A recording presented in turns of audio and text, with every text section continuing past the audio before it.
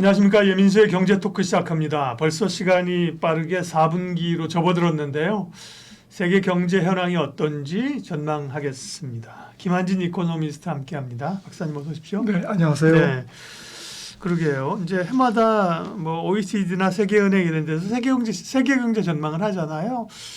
뭐 작년에 올해 전망했던 거 중간중간에 보면 세계 전개 전체적으로는 조금씩 회복되는 걸 전망했지 않느냐. 제 기억이 그런데 실제로 세계 경제 흐름은 지금까지 어떻습니까? 네. 네, 우리 2024년 들어와서는 뭐 지금 전망치대로 움직이고 있고요. 네. 선진국, 신흥국 공이 뭐 좀 연초에 예상한 대로 네. 이렇게 전개가 되고 있습니다. 예. 국별로 보면 미국이 조금 성장률이 뭐 아직 4분기가 남아 있습니다만은 지금 뭐 한 2.1%에서 한 2.3% 정도 성장을 할 걸로 보이는데 네. 문제는 이제 내년도에 미국 경제 성장률은 뭐 2% 밑으로 좀 저는 갈 거라고 보고 있고요. 그리고 선진국 전반적으로는 이제 미국은 조금 올해보다 낮아지고 유로존은 올해보다 좀 올라가고 그렇게 전망들을 하고 있는데 좀 기저효과 때문에 그런 것 같습니다. 그거는 유로존이 워낙 올해 조금 나쁘거든요. 유로존 전체적으로는 0.3%, 4% 정도밖에 성장을 못하고 그렇기 때문에 이제 내년도에는 한 1% 정도까지는 성장을 할 거다. 하지만 여전히 뭐 조금 저조한 성장률이죠. 그리고 이제 중국을 포함해서 이머징은 뭐 인도가 살짝 낮아지지만 인도가 전 세계 이머징 중에서는 신흥국 중에서는 가장 높습니다. 하드 캐리하죠. 이제. 네, 올해가 8%, 내년도에 7%. 굉장히 좋은 성장률을 지금 주가도 좋지만 네, 그런 것을 반영해서 내년까지도 인도 경제는 좋을 것 같고요. 일본은 올해는 뭐 한 0.9% 그 정도 보고 있는데 내년도에는 조금 높아질 걸로 보고 있습니다. 그래서 올해보다는 일본 경제가 조금 높아질 것으로 보이는데 아무래도 이제 그거는 그 통화 정책에 따라서 조금 변수가 있겠습니다. 네. 금리를 좀 급하게 올리면 일본 경제가 조금 약할 것 같고요. 아무튼 일본도 그래도 이제 선진국 중에서는 좀 선방한다. 종합적으로 좀 따지면 올해보다는 이제 좀 안 좋아지는 국가는 사실은 이제 성장률이 올해 너무 좋았던 미국이 조금 더 낮아질 것이라는 점, 그리고 전체적으로는 이제 신흥국이 인도를 제외하면 조금 안 좋아질 것이라는 부분, 그리고 선진국, 신흥국 공이 조금 그 경기에 비해서는 조금 그 금리가 그렇게 많이 떨어지지 않는. 그러니까 시장 금리가 좀 많이 떨어지지 않는 그런 모습을 보일 것 같습니다. 네.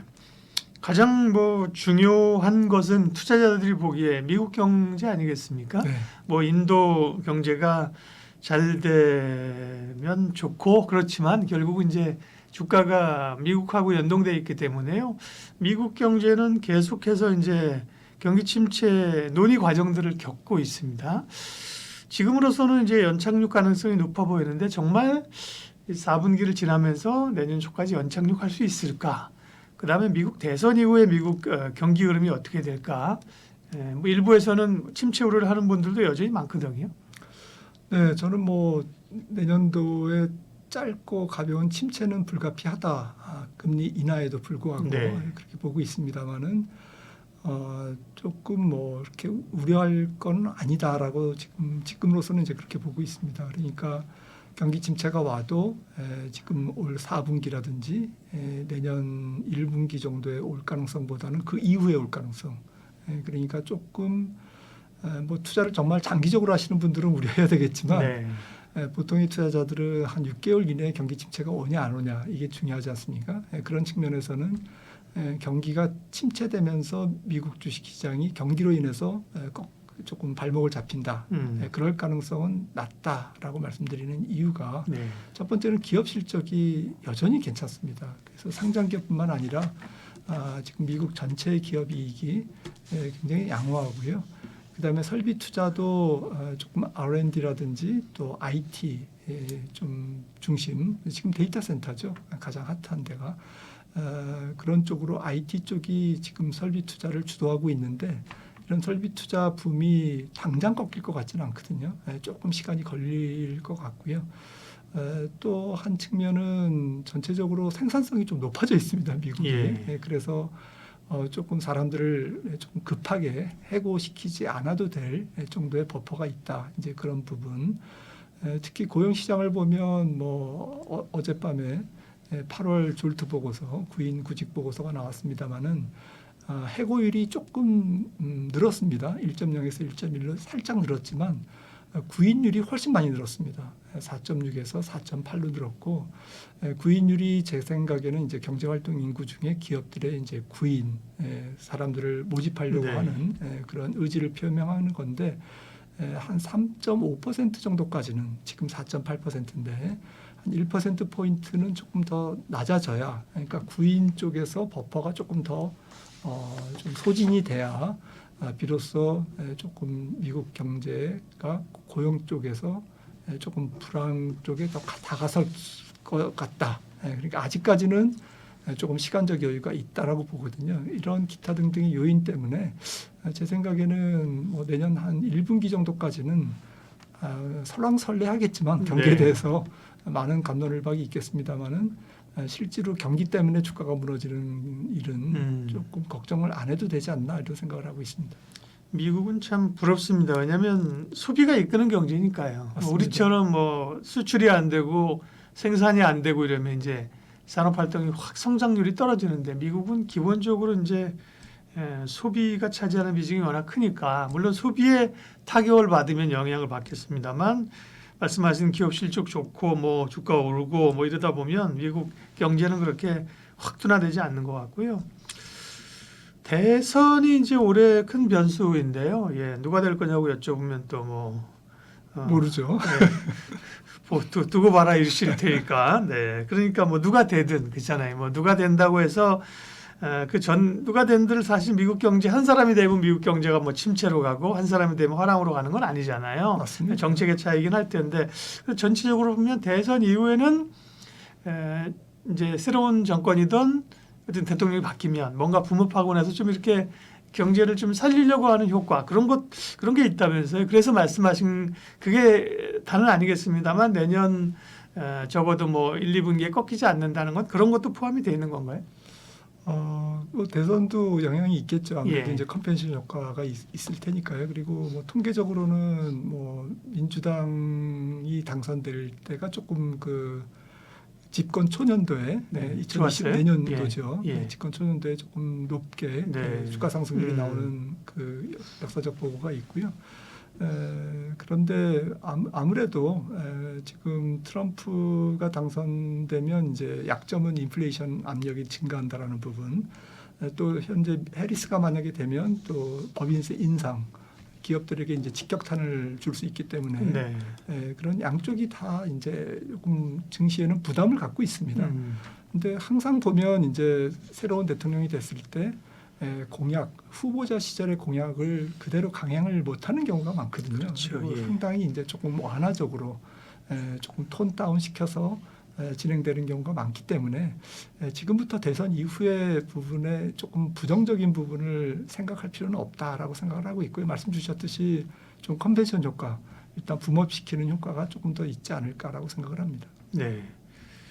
그러게요. 미국 경제는 침체는 없을 걸로 보셨는데 근데 몇 가지 사실 논의를 보면 이전에는 장단기 수익률 곡선이 이제 역전이 되고, 네, 그러면 경기 침체가 일정 기간 이후에 온다고 했잖아요. 사실 그 기간은 뭐 지난 것 같고, 또 흑자에서는 장단기 금리 역전이 됐다가 다시 얼마 지금처럼 풀릴 때, 뭐 그때 경기 침체가 왔다. 혹은 뭐 최근에 뭐 샤메 법칙이나 뭐 그거는 이제 고용률로 한 거잖아요. 네. 뭐 그런 지표로 봤을 때 경기 침체 가능성은 높지 않습니까? 그 장단기 금리 차에서 네. 이제 단기 금리를 뭘 쓰냐에 따라서 조금씩 다른데 2년물도 쓰고 3개월물도 쓰고 네, 이러잖아요. 예. 뉴욕 연은에서는 이제 3개월물을 네, 씁니다. 예. 그래서 3개월물이 지난 1970년 이후에 8번의 경기 침체를 다 맞췄습니다. 물론 이제 말씀 주셨듯이 장단기 금리가 정상화되는 이제 장기 금리가 높아지는 수익률 네. 정상화가 일어난 다음에 조금 수개월 후에 경기 침체가 온 경우도 있고 바로 온 경우도 있고 이제 다양한 케이스가 있는데 이번 같은 경우는 이제 연준이 좀 경기 침체가 오기 전에 지금 4분기를 경기 침체라고 보기에는 어폐가 있지 않습니까? 예, 그렇죠. 그래서 뭐 성장률이 2.5%냐 3%냐 지금 그걸 가지고 싸우는 거고 뭐 저는 2.1%로 보고 있습니다만 2% 이상은 경기 침체가 아니죠. 그래서 지금 경기 침체가 오기 전에 연준이 조금 보험성 인하를 먼저 했기 때문에 이런 경우는 이제 장단기 금리 역전이 당연히 이제 단기 금리가 많이 떨어지기 때문에 장단기 금리가 이제 정상화되는 아무래도 정책 금리를 낮추니까 그렇죠. 단기물 네, 중심으로. 예. 정상화되는 게 이제 빨리 일어나지만 경기 침체가 바로 일어나지는 않는다는 거죠. 그러니까 무슨 사건이 터져가지고 금리를 내릴 때는 바로 일어나지만 지금 같은 경기 침체를 앞으로 앞두고 오히려 앞둔 게 아니라 오지 말도록 경기 침체가 오지 않도록 예방적인 금리 인하기 때문에 이런 경우는 저는 역전이 돼도 조금 뒤늦게 온다라고 생각을 하는데요. 지금 10년물과 3개월물의 스프레드는 지금 74bp, 70bp 정도입니다. 0.7%포인트. 그래서 이 정도는 아직 역전도 안 됐고요. 역전된다 하더라도 한 6개월 정도 후에 오지 않을까라고 생각을 합니다. 네. 그러면 뭐 세계 경제는 어쨌든 내년에 조금 지금보다는 슬로우 될 수 있지만 미국 경제 상황은 그렇죠. 초반까지는 내년에 괜찮다. 급격한 이제 그 경기의 둔화, 소위 경착륙은 없다는 말씀이시잖아요. 예. 네. 그러면 투자자들은 이 경기 상황 매크로를 가지고 투자하는 투자자들은 이제 어떻게 해야 돼요? 여전히 뭐 경기가 막 좋아지면 설비 투자가 일어나고 이런 과거처럼 인프라 이런 쪽이 아니라 여전히 세계 경제, 미국 경제가 버티는 가운데서는 뭐 기술주들 중심으로 투자를 해야 되나요? 저는 기술주보다는 조금 뭐 PR이 조금 낮은 네. 뭐 어떤 섹터가 됐든 뭐 에너지도 있고 경기 순환주도 있고 또 필수 소비재도 있고 최근에 뭐 바닥에서 한 20-30% 오른 유틸리티도 있고 또 금리가 낮아질 경우에는 뭐 지금 채권 평가손의 부담이 줄어들 가능성이 있는 미국의 뭐 은행주들 이런 것들이 이제 대상이 다양하게 이제 BIT 섹터에서 저는 조금 더 수익률이 나오지 않을까 이렇게 생각을 하고 있고요. 만약에 저는 이제 경기 침체를 얘기를 앞서 저희가 나눴습니다마는 저는 경기 침체가 온다면 제일 확률이 높은 트리거는 방아쇠는 저는 주식시장 자체라고 봅니다. 그래서 우리는 뭐 경기를 보고 주식시장을 맞추려고 하지만 네. 그거는 조금 난센스고요. 왜냐하면은 경기 침체는 나중에 지나서 이렇게 파악하면 쉬운데 그 당시에는 모르지 않겠습니까? 그래서 제 생각에는 주가가 조금 M7 혹은 IT 중심으로 조금 과열이 더 일어나면서 혹은 S&P 500 전체가 미국 증시 전체가 조금 지금 GDP 대비 200%의 시가총액인데 이게 조금 더 과열돼 가지고 네. 주가가 무너지면서 소비도 망가지고 예. 기업 투자도 망가지고 또 채권 시장도 엉망이 되고 이제 이런 가능성이 저는 훨씬 더 확률적으로 높다라고 생각을 하고 있고요.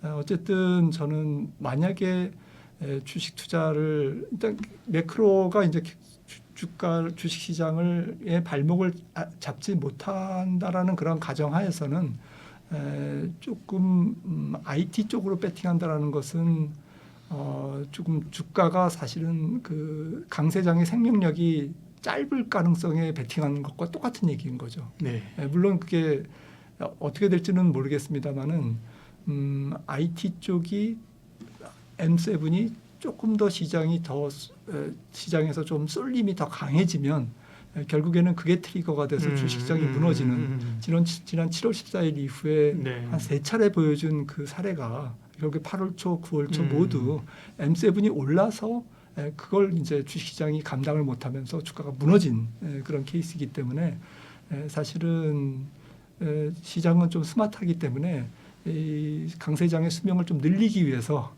조금 다변화시킬 가능성이 예. 있다라고 저는 생각을 합니다. 예. 미국은 과연 금리를 얼마나 내릴까요?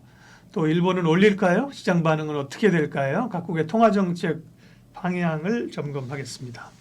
일단 미국부터 보면 그 50bp B컷을 한번 한 이후에 또 시장은 계속 다음에도 B컷 이러고 있고요. 11월에도 제롬 파월 의장이 뭐 얼마 전에 나와서 왜 그래 B컷 안 뭐 얌전하게 간다니까 이렇게 좀 약간 세게 얘기를 했습니다. 그러니까요. 시장은 뭐 왜 이렇게 자꾸 B컷을 원하는 걸까요? 네.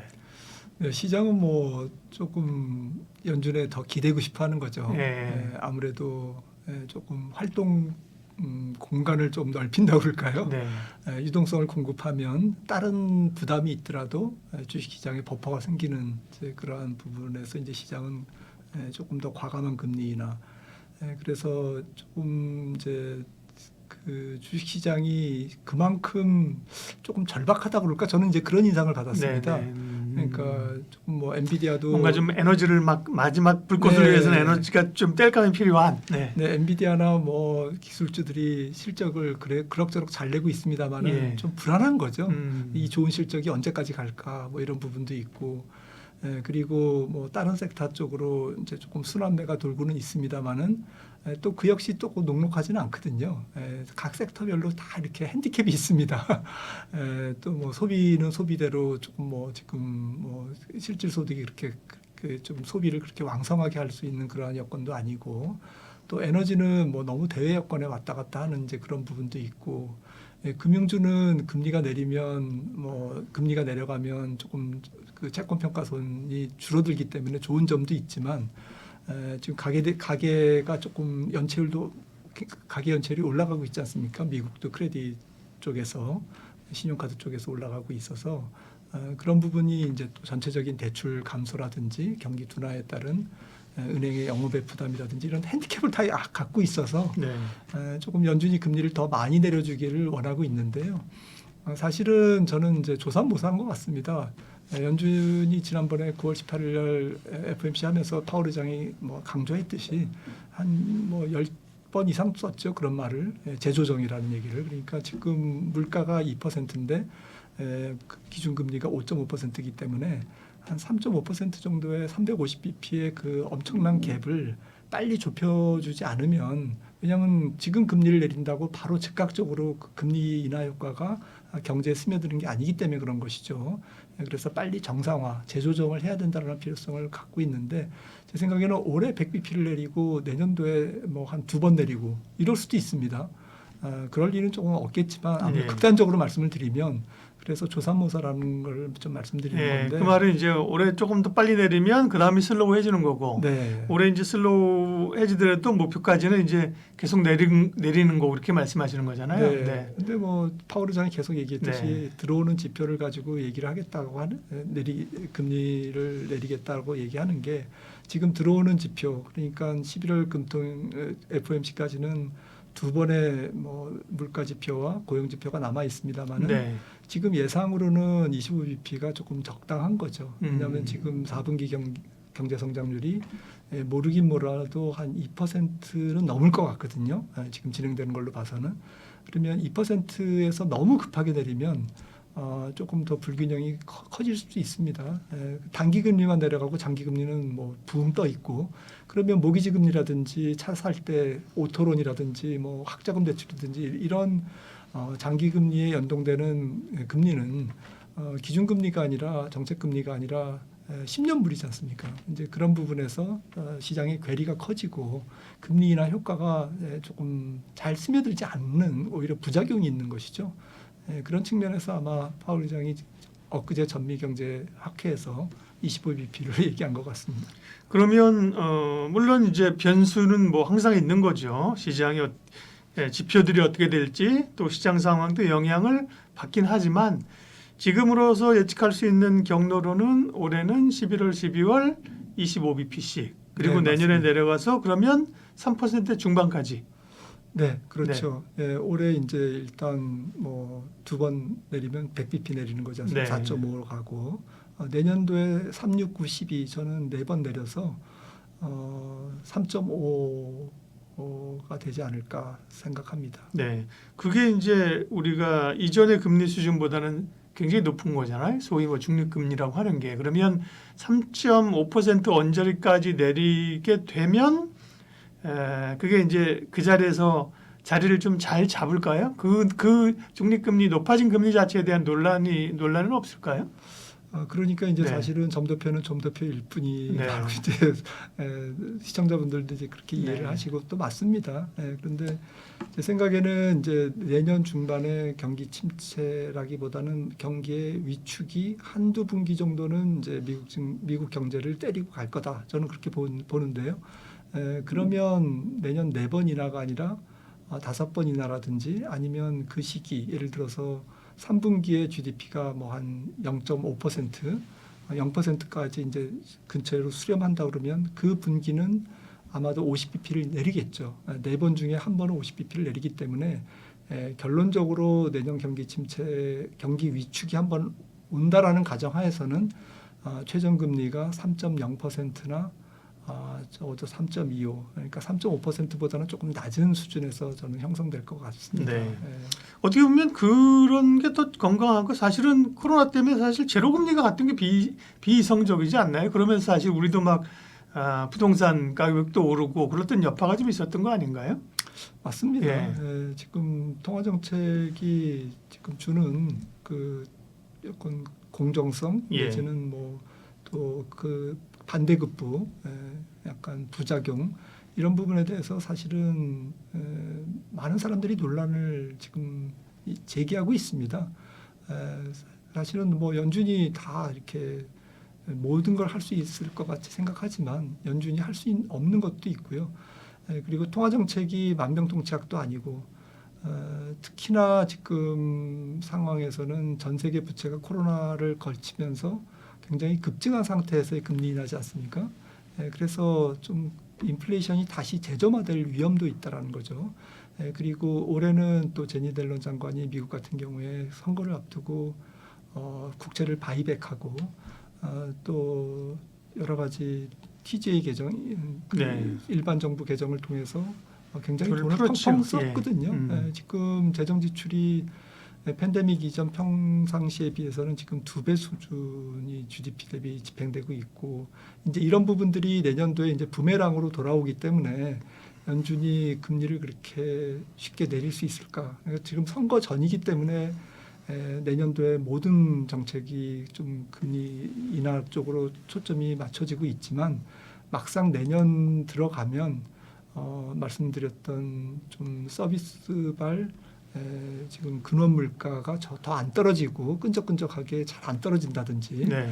또 재정 적자에 따른 이제 재정 인플레이션 압력이 커진다든지 또 단기 금리만 떨어지고 장기 금리는 잘 안 떨어지는 국채 발행이 굉장히 많기 때문에 장기 금리가 잘 안 떨어지면서 통화 정책 효과를 금리 인하 효과를 반감시키는 그러한 좀 부작용이 있다든지 이런 여러 가지 복잡한 문제들이 있기 때문에 연준 입장에서도 그렇게 지금 생각처럼 내년도에 경기 침체가 온다고 그래서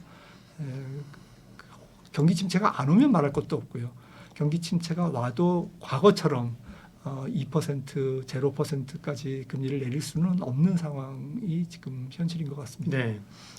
다른 선진국들은 어떻습니까? 일본 제외. 일본은 좀 따로 네, 얘기해야 되고 다르니까 그렇죠. 뭐 유로존 영국도 그렇고 유로존도 그렇고 스위스 이런 쪽도 대체적으로 이제 금리를 다 내리는 추세이지 않습니까? 때론 뭐 미국보다도 더 과감해 보이는데 여기는 결국 이제 걱정하던 물가 문제가 좀 잡혔다. 다음은 경기를 살려야 된다. 이렇게 이해를 해야 되는 거죠. 맞습니다. 예. 지금 유럽은 이미 네. 디플레이션 상태라고 생각하고요. 네. 중국도 그렇습니다만은 유로존 쪽에서는 스웨덴이 가장 먼저 디플레이션에 지금 들어가 있고요. 집값 폭락 때문에. 네. 그래서 먼저 금리를 내렸죠.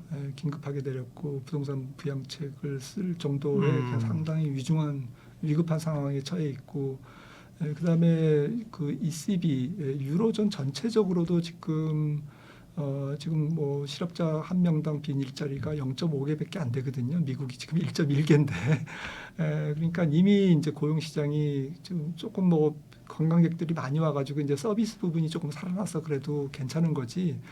전체적인 제조업 경기라든지 좀 근원 경기는 안 좋습니다. 그래서 이미 디플레이션에 들어갔기 때문에 미국이 이번 올해 100bp를 아직 안 내렸습니다만 어쨌든 네. 100bp 내려줌으로 인해서 ECB에서는 조금 더 좀 편하게 금리를 또 계속 연속해서 인하할 것 같고요. 물가 부분을 보면 프랑스, 이태리, 영국, 독일 전부 지금 1%대 물가 다 들어갔거든요. 어떤 나라는 거의 0.9%, 8%까지 CPI가 떨어져 있고, 그래서 물가가 문제가 아니라 이제 말씀 주셨듯이 이제 지금 경기가 문제가지고 지금 굉장히 다급한 상황, 네. 금리를 빨리 내려야만 되는 그런 상황인 것 같습니다. 좀 네. 사정이 다른 것 같습니다. 예. 유럽은. 문제는 일본인데요. 네. 다들 금리 올릴 때 안 올렸고, 그죠? 오히려 아베는 막 돈 풀고 이랬던 거고요.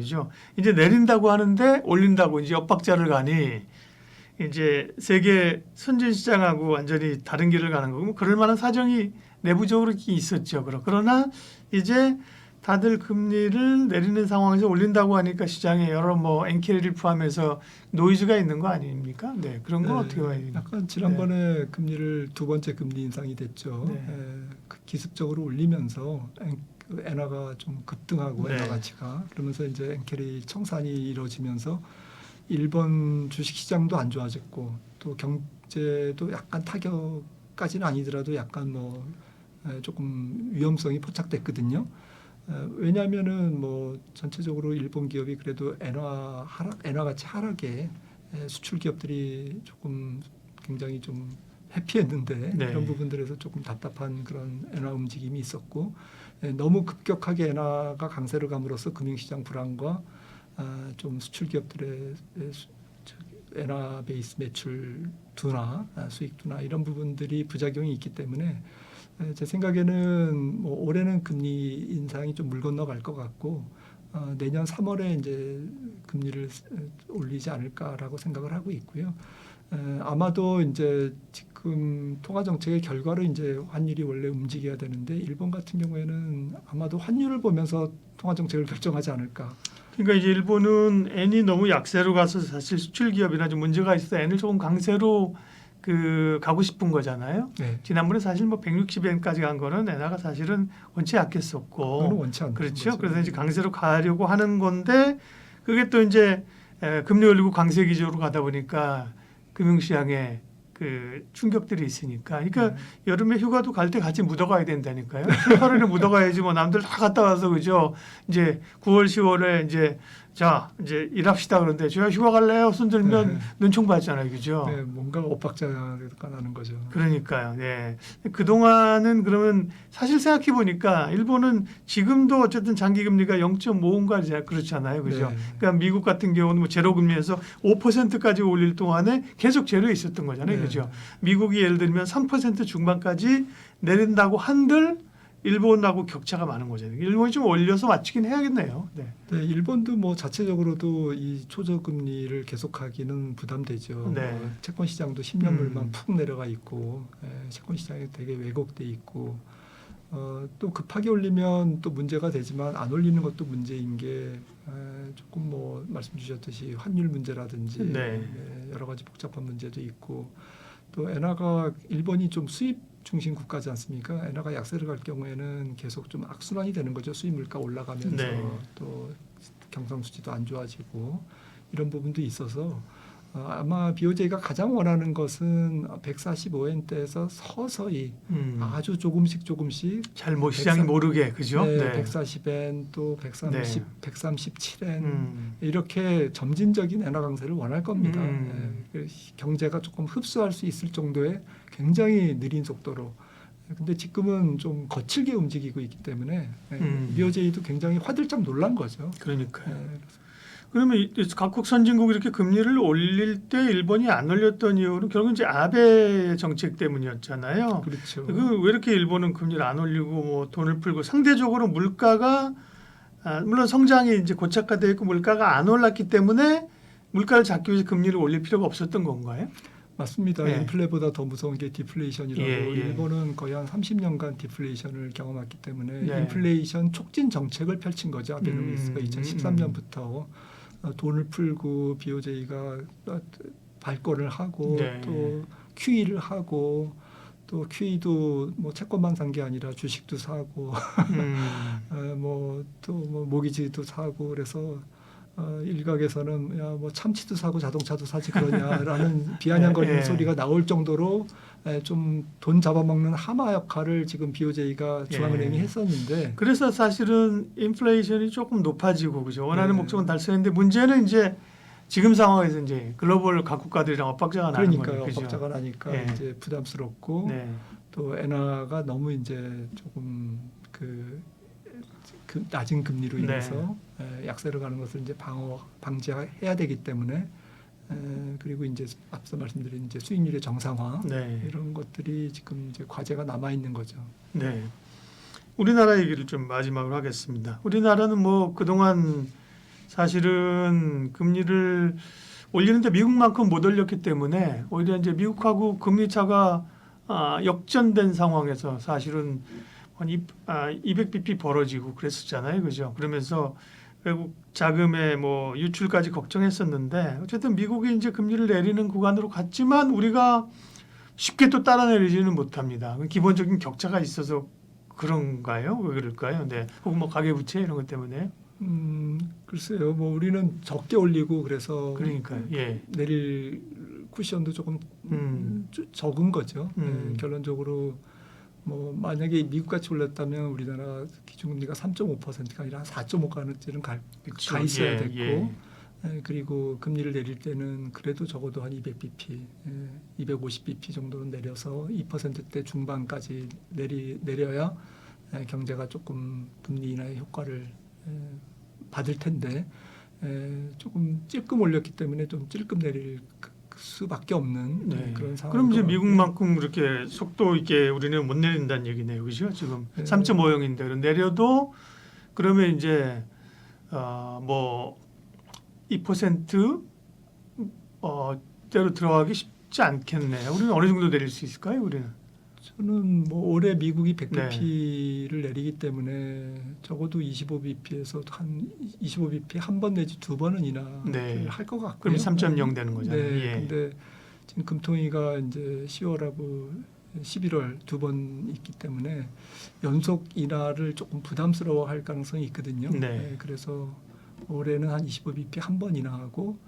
내년에 미국이 4번 내릴 때 100bp 내릴 때 우리나라는 한 3번 내려서 최종 종착역이 2.5% 지금 3.5%에서 2.5%로 내려가지 않을까. 그러니까 미국이 만약에 3.0%면 250bp 내리는 건데 거기에 비해서는 한 100bp 내리는 거니까 굉장히 조금 반 정도, 네. 미국의 한 반 정도 내지는 뭐 한 그 정도 반에서 0.25 정도 더한 125bp 정도, 그 정도에 불과하지 않을까라고 네. 생각을 하고 있고요. 사실 우리나라는 좀 우리가 미국보다 선진 시장이 아니니까 우리 금리가 사실 조금 더 높은 데 있어야 되는데 우리가 선진 시장 같아요. 근데 성장률이 미국보다 그러니까. 낮기 때문에 예. 또 올해 성장률은 높지만 내년도 성장률은 그러니까. 제 생각에는 한 1.7% 정도 되지 않을까라고 생각을 해서 네. 좀 높아도 한 1.8%. 그러면 사실은 금리를 내려야 되는데 사실 말씀 주셨듯이 그러니까요. 가계부채 부분 때문에 사실 물가가 사실은 뭐 우리나라는 렌트밖에 지금 집값이 포함되어 있지 않지 않습니까? 그래서 집 소유자들이 갖고 있는 뭐 등가 임대료 이거를 네. 지금 환산한 임대료가 지금 우리나라는 포함되지 않을까. 집값이 포함되어 있지 않습니다. 물가에. 그래서 실질적인 물가는 지금 더 높다라고 봐야 되거든요. 그런 측면에서는 좀 가계부채 때문에 네. 현실 뭐 명목 물가는 통계적으로 우리가 받아보는 CPI는 낮지만 실질적인 물가는 조금 높다라고 우리가 봐야 되기 때문에 한국은행도 그걸 이제 계속 강조하고 있는 것이죠. 약간 면피성인가? 네.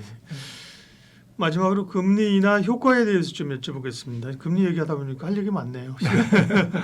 어쨌든 간에 금리를 내리면 기업들은 사실 숨통이 좀 트이는 거잖아요. 그럼 결국 기업 실적이 좋아질 건데 한편에서는 금리 내리는 거 경기가 안 좋으니까 내리는 거지 주가의 호재가 아니라니까 이렇게 얘기하는 분도 있어요.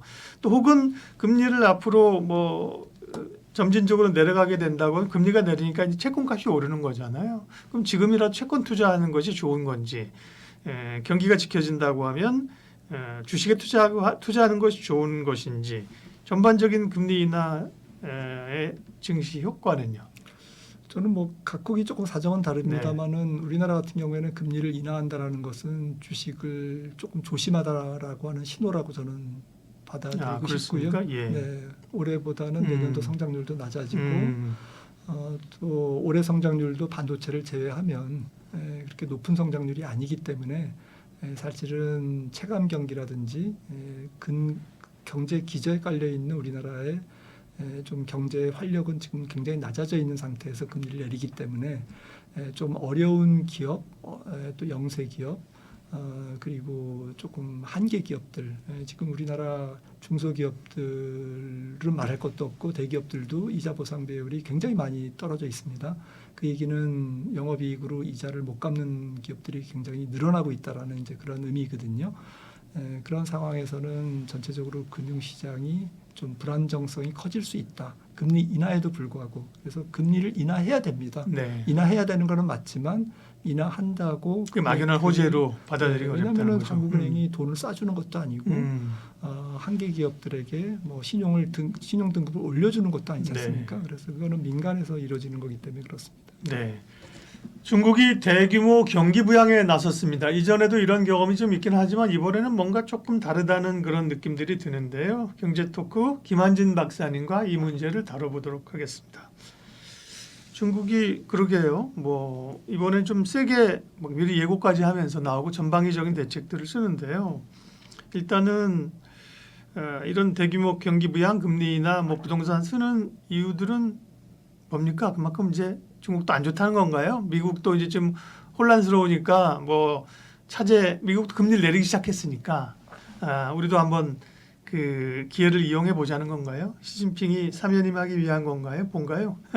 글쎄요, 뭐 속사정은 우리가 정확하게 알 수는 없겠습니다만은 아마 미루어 짐작하건대 네. 하반기 중국 경제 성장률이 굉장히 많이 낮아져 있지 않을까 그런 통계를 아마 접하면서 네.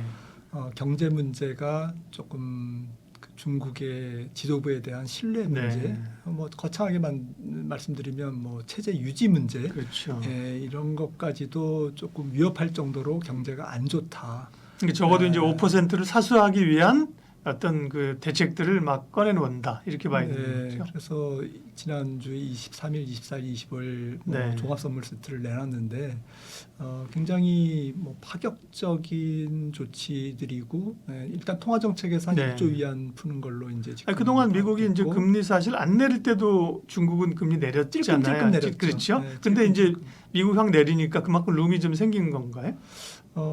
그런 것도 있는데 이번에는 저는 계획적으로 한 것 같습니다. 그러니까 재정 정책과 통화 정책을 믹스로 해서 폴리시 믹스로 해서 조금 물론 이제 미국이 내려서 조금 여유도 생겼지만 환율 측면에서도 그걸 떠나서 일단 재정 정책을 염두에 두고 통화 정책을 네. 먼저 24일 날 때렸는데 그게 네. 이제 한 1조 위안을 공급하는 효과가 있는 거고 그 다음 날 바로 이제 뭐 기관과 상장 기업에 8천억 위안을 이제 대출하고 이제 뭐 주식시장 무조건 살려라라고 이제 약간 뭐 이제 그런 거는 그때만 해도 이제 아이고 뭐 그냥 뭐 주식 부양책이나 쓸 건가 보다라고 했는데 네. 월가에서 돈 얘기는 재정 정책이 곧 나온다라고 이제 바로 그날 나오면서 그 다음 날 이제 항생 지수 또 뭐 중국 상해 종합 지수가 많이 뛰었죠. 네. 그리고 아니나 다를까 이제 MLF 기준금리격인 1년 중기 대출 금리를 30bp 인하했고 그 다음 날 이제 그 경제 공작 회의인가요? 정치국 회의 9월 26일이 되겠습니다. 그때 시진핑이 직접 나와가지고 5%의 걸림돌이 되는 거 다 치워버려. 이제 그런 표현을 네. 쓰면서 성장의 걸림돌을 다 치운다. 라면서 이제 파격적으로 2조 위안의 특별 국채를 발행했는데 본인은 아니겠죠. 네. 뭐 성장의 걸림돌 제가 위험한 말을 해가지고 나중에 예. 중국 입국 못할 이러다 못할 수 있습니다. 네. 잘못하면 못 하십니다. 예. 그래서 2조 위안을 발행해서 1조는 이제 민간의 이제 네. 보조금, 네. 가계 보조금으로 쓰고 1조는 이제 부동산 부양을 썼는데 부양에 쓰겠다고 그러는데 이 부동산 부양은 사실은 연초만 해도 집 사서 투기하는 것은 죄악이 그렇죠. 시여지는 네. 그러한 중국 지도부의 기조하고는 완전히 180도 바뀐 그러면서 상해, 광저우, 심천 세 개 지역의 부동산 규제를 다 해제했습니다. 그래서 빚내서 집 사라라는 신호를 지난 26일 날 이제 강력하게 표현하면서 아울러서 앞으로도 더 재정을 풀 수 있다라는 이제 뉘앙스를 남겼어요. 그러니까 이 지금 통화 및 재정 정책으로 한 3조 위안을 공급하는 우리나라 돈으로 한 600조 원 좀 안 되겠네요. 그 돈 플러스 얼마가 될지 모르지만 한 10조 위안까지도 또 더 추가로 풀 수 있다라는 것이 이제 중국 현재 언론을 통해서 이제 왔다 갔다 했습니다. 네. 10조 위안이면 규모가 얼마나 되냐면 지금 중국의 GDP가 한 18조 전억 달러 정도 되거든요.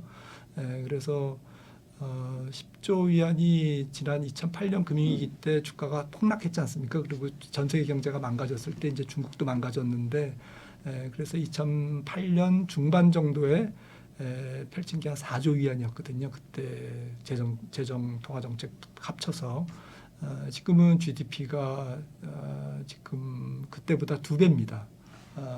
그때는 한 10조 달러 정도 됐는데 지금은 한 20조 달러 되기 때문에 그러니까 10조 달러에 4조를 풀었는데 지금은 20조 달러의 GDP에 한 10조 정도를 풀면 2008년 금융위기 비율을 보면 더 많은 끝 거죠. 정도 거의 이제 거의 근처가 되는 거죠. 조금 더 많은 거죠. 그래서 그 정도까지도 우리가 준비하고 있어. 그러니까 조금 우리는 이번에 경기를 무조건 살릴 거야라는 쪽에 이제 강력한 제스처를 취했기 때문에 물론 이제 그렇다고 해가지고 중국 경제가 살아났느냐 이거는 전 모르겠습니다. 솔직히. 하지만 일단은 뭐 돈이 깡패잖아요. 이런 표현 써도 되나? 네. 그래서 주식시장은 일단 올라가는 거죠. 네. 그래서 지금 상해 지수가 뭐 CSI 300 기준으로 지금 2022년인가요? 고점 찍고 거기서 한 50% 가까이 빠졌거든요. 근데 이번 조치로 2주 만에 지금 오늘까지 올랐으니까 오늘은 장이 안 열렸죠. 뭐 전날 항상 올랐죠. 전날 뭐 하루에 8%가 올랐으니까 그죠? 그 전에 한 10% 정도 오르지 않았을까요? 총 25% 올랐습니다. 그러니까요. 상해 지수는 25% 올랐고 오늘 홍콩은 거래됐기 때문에 홍콩은 합치면 한 50%, 30% 바닥에서 그러니까요. 지금 그런 상태로 지금 오늘 장을 마감했습니다. 그러니까요. 뭐 이전에도 그런 부양책이 있었습니다만 이번에는 아주 세게 먼저 통화 정책을 꺼냈고 시장은 항상 뭔가 더 기댈 게 있어야 되잖아요. 재정 정책도 이제 내놓겠구나. 그걸 시장에서 이제 기대하고 있어서 주가가 이렇게 빠르게 오르는군요. 네, 그러면 그런 중국의 과감한 경기 부양책의 효과를 좀 봐야 될 텐데요. 잠깐 언급을 하셨습니다만 중국 경제를 어느 정도 살릴 수 있을까? 또 세계 경제에 미치는 역할, 우리 경제나 기업 측면에서 이렇게 좀 세 가지로 나눠보면 될 것 같은데요. 일단 중국은 어쨌든 그래도 본인들이 뭐 항상 뭐 최근에는 뭐 5% 언저리 성장하는데 뭐 해마다 중간에 보면 야 어렵다 하더라도 끝날 때는 얼추 맞추는 것 같아요. 뭐 그게 뭐 제대로 맞췄는지 안 맞췄는지 지표가 틀렸는지 뭐 그것까지는 모르겠으나 그죠. 네. 그러면 뭐 그래도 최소한 자신들이 원하는 목표를 이렇게 해서 갈 수 있다 이렇게 봐도 될까요?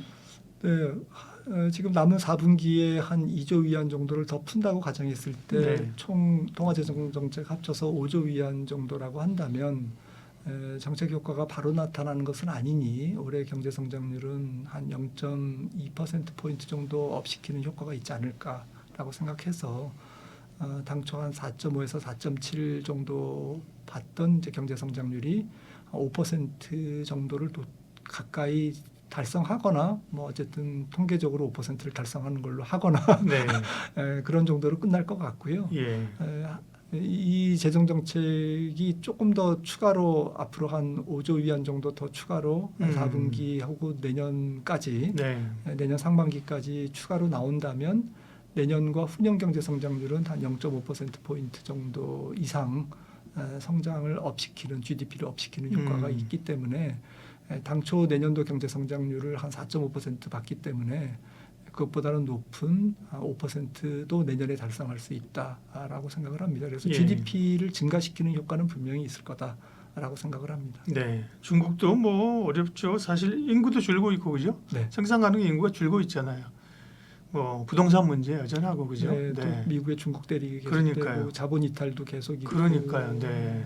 사실은 어렵습니다.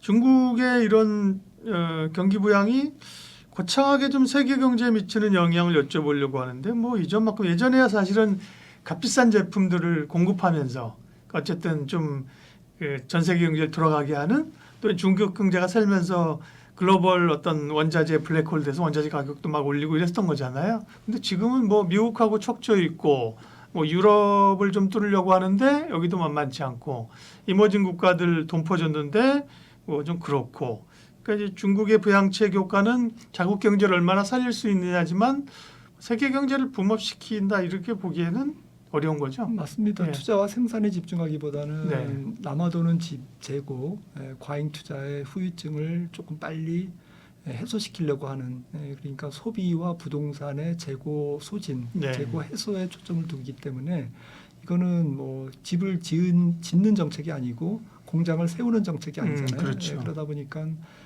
뭐 잠깐 뭐 굴이라든지 뭐 원자재라든지 이런 것들이 조금 영향을 받을 수는 있지만 실질적인 그 중국 수요의 증가로 인한 시세의 지속 가능성과 말씀하셨던 다른 나라에 조금 그 베니핏을 주는 낙수 효과를 주는 부분은 이번 정책으로서는 기대하기 어렵다라는 거고요.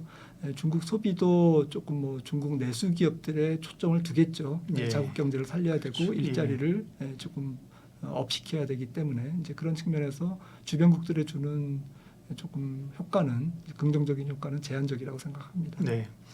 세계 경제에 미치는 영향은 제한적이지만 그래도 우리는 옆에서 그냥 좀 묻어가면서 그냥 경제에 좀 도움이 되지 않을까 싶었는데 지금 말씀한 거 들어보면 우리 경제도 뭐 그 낙수 효과를 뭐 전처럼 중국이 막 인프라 투자해서 우리가 굴삭기 팔고 소재 팔고 뭐 이러기는 또 지금 말씀 들어보면 쉽지 않네요. 네, 그렇습니다. 예. 뭐 중국과 관련된 소비재는 좀 혜택을 받을 수 있지만 예. 산업재라든지 뭐 좀 소재 그러니까요. 이런 전통적인 좀 레거시 네. 제조업에서는 그렇게 큰 수혜가 없을 것 같고요. 반도체는 뭐 주고 싶어도 지금 줄 수 없는 상황이고 그렇죠. 네, 그리고 중국이 지금 조금 밀어내기 수출을 계속 하고 있지 않습니까? 네. 뭐 이커머스를 통해서 이런 부분도 좀 전 세계 경제에 조금 뭐 물가를 낮춰주는 효과는 있겠습니다만은 조금 자국이 일단은 뭐 살고 보자라는 그런 정책이 우선되기 때문에 좀 특히 우리나라에 조금 관련된 업종이 제한될 것 같습니다. 수혜를 받는 업종이. 네. 그럼 이제 우리가 수혜받을 수 있는 쪽은 아무래도 소재나 뭐 건설, 인프라 이런 것보다는 역시 뭐 소비 쪽으로 포커스를 맞춰야 되네요. 소비재 포커스를 네. 줘야 될 것 같고요. 예. 우리나라도 뭐 중국 소비재 좋은 소비재들이 많기 때문에 네. 그래서 그런 쪽에서 좀 찾아야 될 것 같고 예. 또 뭐 업종은 구체적으로 뭐 이렇게 수혜를 못 받더라도 중국 경제가 그래도 조금 살아나는 뭐 반짝이라도 살아나는 또 중국 증시가 조금 호황을 보이면 사실은 뭐 외국인들 입장에서는 중국 증시와 한국 경제, 한국 증시를 조금 동일시 보기 때문에 동아시아권 지역에서 같이 움직이는 국가를 보기 때문에 같이 수혜를 받을 수가 있는 것이죠. 그래서 외국인 쪽에서도 좀 지금 외국인들이 중국 증시에 조금 상당히 그 공매도를 많이 해서 다시 쇼커버링을 들어오면서 외국인들의 매수가 좀 지속된다고 한다면 그 덕에 우리나라의 외국인 매수세도 좀 늘어날 수 있지 않을까 이런 약간의 기대 섞인 네. 예측도 좀 해봅니다. 1차적으로 가장 뭐 그런 얘기 나왔을 때 얘기했던 게 화장품이고요. 네. 중국의 이용기기, 화장품, 예. 치과 의료, 네. 의료 네, 의류. 업체들 좀 움직이기 네. 시작하고요. 네. 그리고 그걸 이제 찾아내는 게 그 시장의 관심이죠. 누구는 사석에서 들은 데 얘기인데 바이오 얘기도 하시더라고요. 바이오가 중국이랑 무슨 상관이 있어? 이제 중국도 미국도 견제를 받는 부분이기 때문에요. 중국이 요거 이제 약간 사석에서 들은 얘기인데 재밌습니다. 그러니까 지금의 어떤 신약 개발 이런 건 안 되니까 글로벌리 중국이 잘할 수 있는 게 뭐냐? 이러면서 우리 예전에 보면 이 뭐라 그러죠? 그 줄기세포 같은 거, 네, 생체 이런 거 이제 미국이나 유럽에서는 이제 규제 때문에 윤리적 규제 때문에 못 하잖아요. 중국은 규제고 뭐고 됐고요. 하라오.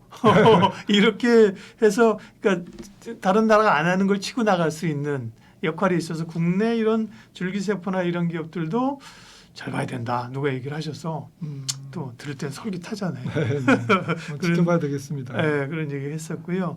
그러면 이제 중국이 어쨌든 간에 말씀하신 조금이라도 좋아지면서 우리에게 좋아질 섹터를 받고 중국 시장에 투자하는 거는 좀 이른가요? 이러면 그 전에 우리가 서학개미 전에 사실은 중국 증시 열리면서 중국 증시, 홍콩 증시 꽤 투자했었잖아요. 네, 지금은 그럼요. 아마 뭐 다 지쳐갖고 나왔을 거예요, 그죠? 성강통, 후강통. 네, 그러니까 그게 아니더라도 중국 증시가 이렇게 벌써 지금 오른 게 20% 25%면 뭐 인덱스 투자 같은 거는 중국 증시 좀 해볼 수 있을까요? 저는 지난번 2008년 같은 경우가 말씀드렸습니다만 부양책 효과 플러스 알파로 그래도 한 50% 정도 올랐기 때문에 지수가 상해 지수 기준으로 그래서 이번에도 잘하면 그 정도 상승할 수 있다 생각을 해서 뭐 중간에 조금 뭐 덜컹거림은 있겠습니다만은 뭐 주가가 뭐 직선으로 오르기는 어렵겠죠. 네. 그래도 하지만 뭐 조금 한 40~50% 정도는 바닥에서 상승 여력이 있다라고 본다면 아직도 조금 상승 여력은 남은 거 아닌가라는 생각을 좀 갖고 있고요. 하지만 이거는 조금 단기적으로 대응해야 되는 전략이지. 중국 시장을 뭐 기업마다 다르겠습니다. 바이올드 할 수는 없는데. 중국은 뭐 기업 중심으로는 괜찮을 것 같습니다. 음. 특히나 기술주 쪽은 경기를 살리기 위해서 중국 그 지도부에서 상당히 규제를 완화할 가능성이 있거든요. 그래서 테크 기업은 괜찮을 것 같습니다만은 일반 기업들은 조금 조심하셔야 될 것 같고 특히 국영제가 많이 포함되어 있는 상위 종합지수보다는 CSI 300이라든지 좀 기술주 중심의 지수 혹은 ETF도 이제 테크가 들어가는 좀 많이 오릅니다 지금. 하지만 이제 테크 중심으로 조금 대응하시는 게 좋지 않을까. 궁극적으로는 이번 중국의 부양책이 중국 경제를 더 어렵게 만들고 궁극적으로는 좀 심하게 말씀드리면 조심스럽습니다만 일본의 잃어버린 10년, 20년을 좀 닮아가는 그러한 수순 아닌가. 그러니까 상당히 생산적인 부분에 이게 조금 정책의 엣지를 둬야 되는데 네. 지금은 비생산적이고 과잉된 부동산을 조금 살리기 위한 그런 단기 처방. 네. 그리고 휘발성 경기 부양책이기 때문에 결국에는 과도한 재정 적자. 지금 중국의 중앙정부 적자가 GDP의 10% 가까이 되거든요. 그리고 국가 부채도 올해를 기점으로 미국보다 훨씬 더 빠른 속도로 앞으로 증가할 것 같습니다. 이런 부분들이 중국 경제 매크로를 더 어렵게 만드는 좀 궁여지책이며 고육지책인데 결국에는 정권의 욕심이 낳은 잘못된 선택일 가능성이 높기 때문에 중국 경제에 대해서 오히려 이번 정책으로 중장기적으로는 조금 부정적으로 봐야 되는 거 아닌가라는 생각을 갖고 있습니다. 중국의 경기 부양책 효과와 투자 전략 김한진 박사님과 살펴봤습니다. 고맙습니다.